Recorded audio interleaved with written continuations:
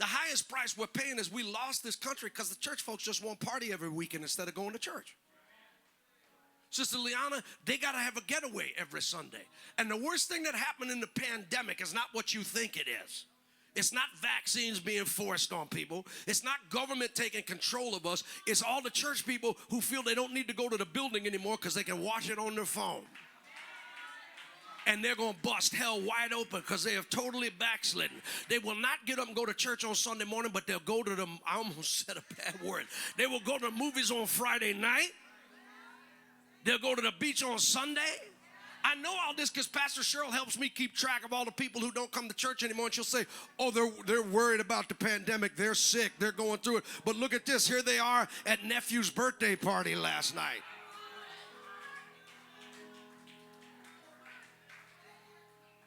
And so, listen, in this building, and I know this is hard for you to believe, if you're a Joe Biden supporter, you can't believe there's a Donald Trump supporter in this building, but there is. And if you're a Donald Trump supporter, you can't believe there's a Joe Biden supporter in here, but there is. And the problem we've wound up with in America is we are making devils out of people. And if you believe that about Joe Biden or you believe that about Donald Trump, you are dumb as a box of rocks. Because neither one of them are the devil. You are dumb as a box of rocks if you think that because you don't know your Bible and here you sit on a Sunday morning in a church. We do not wrestle against flesh and blood. I know some of you don't know it because some of you think people are your enemy too. And not Uncle Joe and not Brother Don. You think the people you work with and the people you live with are the devil you're fighting. They're not the devil you're fighting. We wrestle with spiritual wickedness in high places. These invisible, tormenting, demonic spirits. And the problem is once you make a devil out of a person, it's okay to do anything to them. Now, who you're voting for is your American choice. And if you've ever been to this church twice, you know that nobody preaches politics over this pulpit. We are constantly preaching the kingdom of God.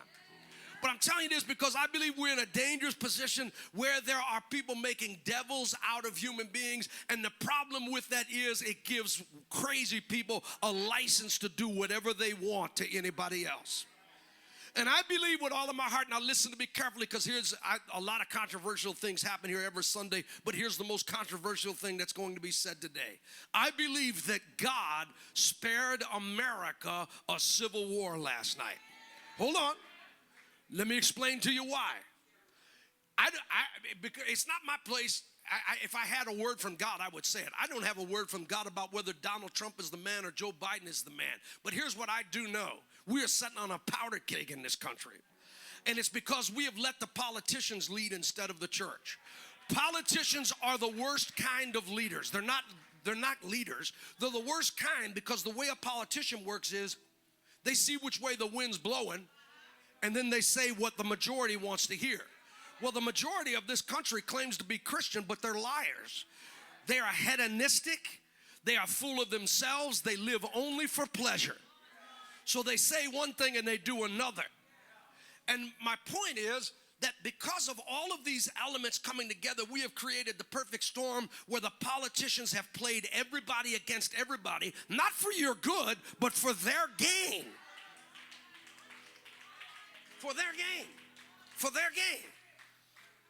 And when I see that video of Donald J. Trump turning his head to the side, I think that split second and that millimeter is what saved this nation from a civil war. Because as soon as I saw it, as soon as I saw the video, I said if he had not turned his head right then, that would have entered his head instead of turning.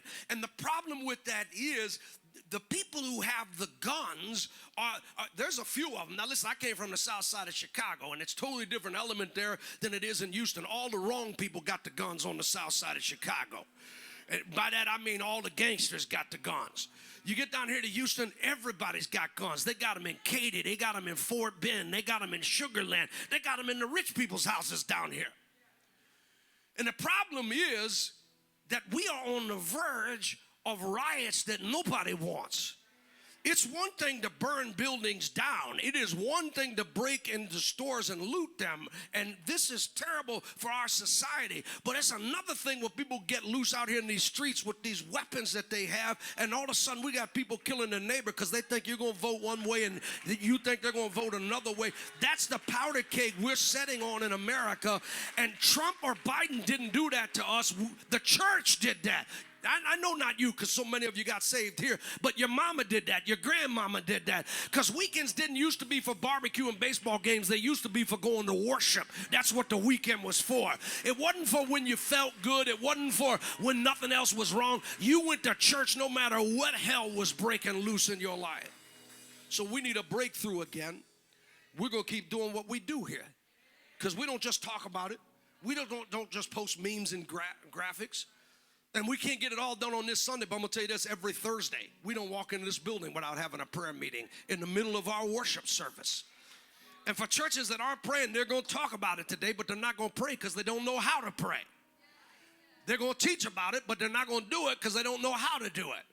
And they're not going to bother these little cracker white suburbanites with asking them to come to church, God forbid, 2 times in the same week because they got too much Hulu, Disney, and primetime television to watch. But righteousness is what exalts a nation. Republicans do not exalt a nation. Democrats do not exalt a nation. Righteousness is what exalts a nation. Joe Biden hasn't exalted this nation. Donald Trump can't exalt this nation. But if God's people will stand up and be who we've been called to be, it will change everything. Joe Biden can't make white people love black people. Donald Trump can't make black people like white people. Only the Holy Ghost on the inside can make us all love one another.